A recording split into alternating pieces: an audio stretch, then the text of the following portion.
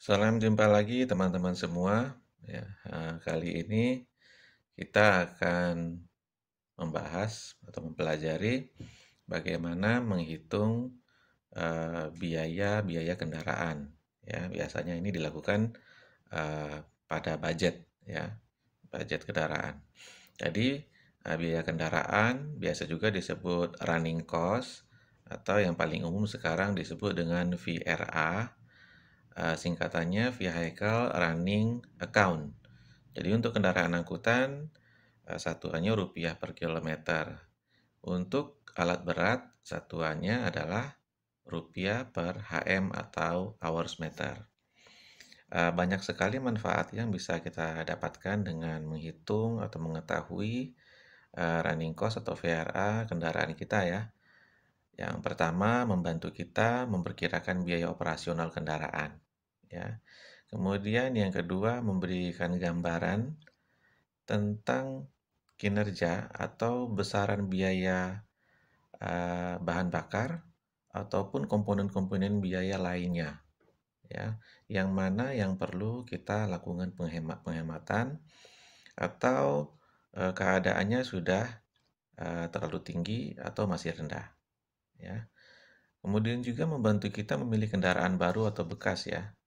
Untuk pribadi-pribadi, kepemilikan kendaraan atau armada yang kecil, biasanya eh, masih ada pengadaan unit-unit kendaraan yang bekas. Jadi ini bisa membantu kita untuk melihat besaran biaya dan memperkuat keputusan kita untuk melakukan keputusan pembelian atau tidak. Ya. Yang berikut memperlihatkan kepada kita biaya pemeliharaan kendaraan, ya, khususnya untuk biaya bengkel, penggantian suku cadang, sehingga kita dapat merencanakan perawatan kendaraan dengan lebih baik dan menghindari biaya yang tidak terduga. Yang terakhir, yang nggak kalah pentingnya juga, membantu kita memperkirakan depresiasi kendaraan atau penyusutan nilai kendaraan ya, dan nilai jual kembali, yang dapat membantu kita membuat keputusan yang lebih bijak dalam memilih kendaraan baru atau bekas. Oke, langsung saja kita lihat uh, bagaimana apa saja yang kita lakukan untuk menghitung VRA ini. Oke, di sini saya menggunakan format yang biasa saya gunakan dalam menghitung VRA ya. Ini format budget. Jadi komponen-komponen yang utama yang kita harus selalu gunakan yaitu yang pertama besaran kilometer kendaraan. Saya contohkan di sini dump truck. Ya, semua model perhitungan sama ya untuk kendaraan-kendaraan alat berat, mesin-mesin yang lain semua sama. Tapi saya bukakan dulu untuk perhitungan dump truck. Yang pertama kita harus menentukan dulu besaran kilometer, jam operasi atau capaian kilometer satu unit ini. Contoh dump truck 01 dengan model PS120, alokasi di ST1 ya. Dump truck 01 ini kilometer per tahunnya, misalnya ya, ini angka-angka yang ada di sini adalah angka-angka simulasi saja. 27.000 kilometer. Ya, ini bisa teman-teman hitung berdasarkan capaian aktual rata-rata. Paling tidak 10 bulan terakhir. Ya. Kemudian itu komponen yang pertama. Komponen biaya yang penting dan selalu kita hitung ada 6 ya. Yang pertama, komponen biaya gaji atau upah. Ya. Berikut tunjangan. Ya, biaya tunjangan. Yang ketiga adalah biaya BBM dan pelumas. Biaya BBM dan pelumas. Yang keempat adalah biaya bahan dan suku cadang. Yang kelima adalah biaya reparasi. Nah, reparasi ini adalah alokasi jam workshop ya. Kemudian juga yang terakhir adalah biaya lain-lain seperti biaya pakaian seragam, extra fooding, sepatu safety, helm, dan alat-alat yang lain. Ya. Oke, kita bahas satu persatu ya untuk semua komponen biaya ini. Kita mulai dari upah. Ya. Untuk upah, ini satu unit ini dump truck biasanya ditentukan hanya ada satu operator atau driver saja ya. Untuk di daerah pertambangan barangkali bisa ada 2 atau bahkan 3 kalau memang bekerja secara shift. Tapi untuk di perkebunan lazimnya digunakan satu unit dump truck dengan satu orang driver. Saya contohkan di sini yang gaji bulanannya misalnya 3 juta. Dalam 1 tahun dikalikan 12 menjadi 36 juta. Ini untuk gaji ya. Biasa juga ada keneknya atau helper, tapi umumnya helper biasa dihitung sebagai tenaga bongkar muat di estate. Kalaupun ada di traksi, bisa dimasukkan di sini sebagai tambahan ya untuk komponen gaji. Oke, kemudian untuk masalah tunjangan. Tunjangan ini adalah semua yang menyangkut upah di luar dari gaji. Ya, di sini berdasarkan peraturan pemerintah ada uang makan atau beras ya. Saya tidak bicarakan formulasinya, tapi di sini ditentukan karena untuk satu pekerja ya. Jadi beras pekerja yang bersangkutan. Kemudian contohnya dia berkeluarga dengan 2 anak. Jadi istri dan 2 anak. Oke. Ini sudah ada formulasinya sesuai dengan peraturan Depnaker ya. Jadi angka-angka ini kalau diisi otomatis akan berubah. Kemudian juga untuk lembur, biasanya jarang ya di perkebunan itu menggunakan lembur. Tapi kalaupun ada, lembur ini hanya diisi berdasarkan persentase saja per bulan. Misalnya lembur 80% dari gaji pokok. Nah, tapi kalau sudah menggunakan lembur, premi tidak dihitung lagi. Jadi dipilih salah satu saja. Di sini saya mencontohkan simulasinya dengan premi. Ya, premi misalnya 1 bulan dia mendapat 2.500.000. Dalam 1 tahun dia mendapat 30 juta. Ya. Kemudian kalau memang bisa dihitung untuk bonus, saya contohkan saja di sini bonus 1 kali. Ya, akan diformulasikan sendiri ya menjadi 3.100.000. Kemudian juga alokasi perumahan, pengobatan ya. Ini masuk dalam komponen tunjangan. Kalau dari Departemen Sipil mengeluarkan alokasi perumahan, kemudian juga dari poliklinik atau dari head office mengeluarkan satu ketetapan, silakan aja angkanya dimasukkan di sini. Ya, di sini saya belum masukkan. Oke, biaya gaji dan biaya tunjangan sudah kita bahas ya. Kemudian kita masuk di biaya berikutnya. Ya. Biaya yang ada di sini adalah biaya BBM dan pelumas. Ya. Dengan segala macam speknya. Perlu teman-teman ketahui juga biasanya dalam pembuatan budget kita memiliki atau setiap tahun ditentukan standar input. Standar input itu menyangkut misalnya solar rasionya berapa untuk unit sekelas PS120.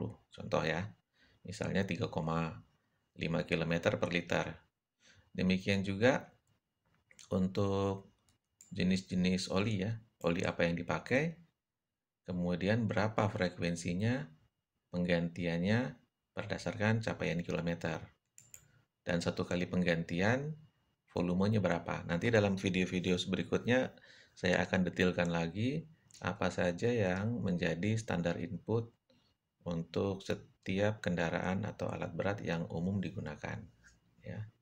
Jadi contohnya di sini, ini secara standar, ini menyesuaikan standar input ya. Jadi angka-angkanya sesuai dengan standar input berdasarkan besaran kilometer tadi. Jadi kalau ini dirubah, misalnya jadi, contoh ya kita bilang ya, kita lihat di sini misalnya 6.750 liter per tahun. Ya. Kalau misalnya pencapaian kilometernya berubah, misalnya kita hitung jadi 30.000 misalnya ya. 30.000 kilometer per tahun. Kita lihat.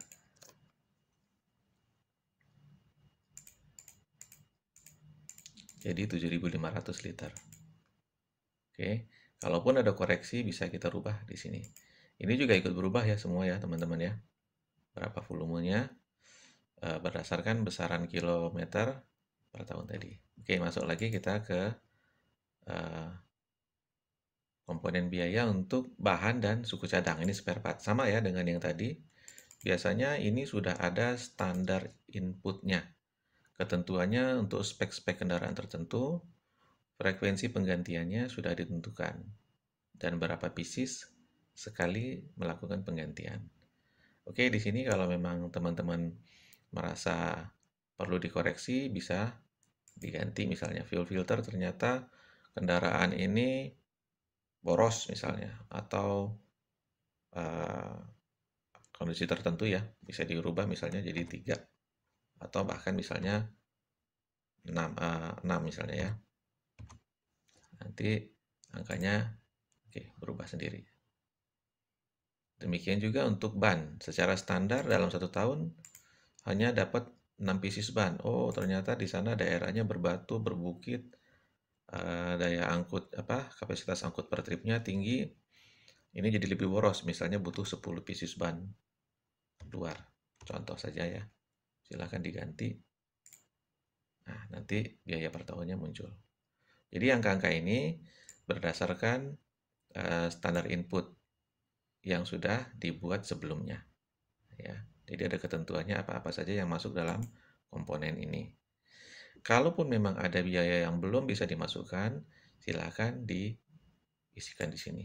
Banyak sekali sebenarnya spare part yang tidak tertulis di sini. Ini adalah dianggap komponen-komponen fast moving. Ya, kalau slow moving silakan dimasukkan di sini. Contohnya misalnya dianggarkan dalam 1 tahun 10 juta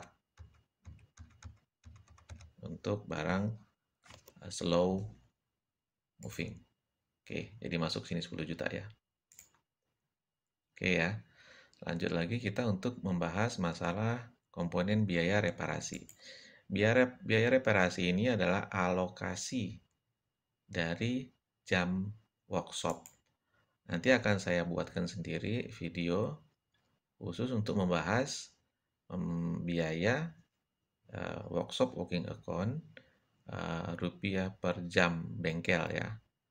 Oke, tapi untuk sementara angka yang ada di sini bahwa untuk unit ini teralokasi 2.671. Ini mungkin ini keliru, tapi secara pembagian ini sudah benar. Cuman karena jumlah yang ada di contoh ini sedikit, jadi teralokasi banyak. Seharusnya paling tidak di sini sekitar 300 atau 200 jam per tahun ya. Di sini contohnya per jam workshop itu 42.000. Nah, ini terlalu besar sebenarnya. Nanti saya tunjukkan dalam video berikut pembagian jam kerja bengkel.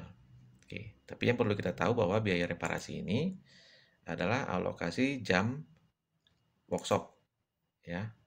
Ini kalau kita lihat ini secara sekilas ini. Nanti saya bahas di video berikutnya saja. Ini ya 42.000. Oke. Yang terakhir adalah biaya lain-lain.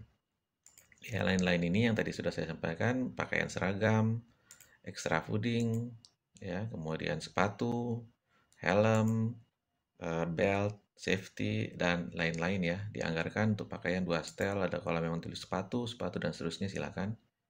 Ya. Ini. Dari contoh simulasi ini, total biayanya adalah sebesar 333 juta untuk dumper 01 selama setahun. Ya. Nah, dari sini tinggal dibagi saja ya, rupiah per kilometer. Rupiah 333 juta dibagi kilometer. Tadi kilometernya 33.000. Contoh tadi ya. Sekali lagi ini simulasi ya, angka-angkanya simulasi. Akhirnya kita dapatkan bahwa rupiah per kilometer kendaraan ini adalah 11.000 rupiah, 112 per kilometer.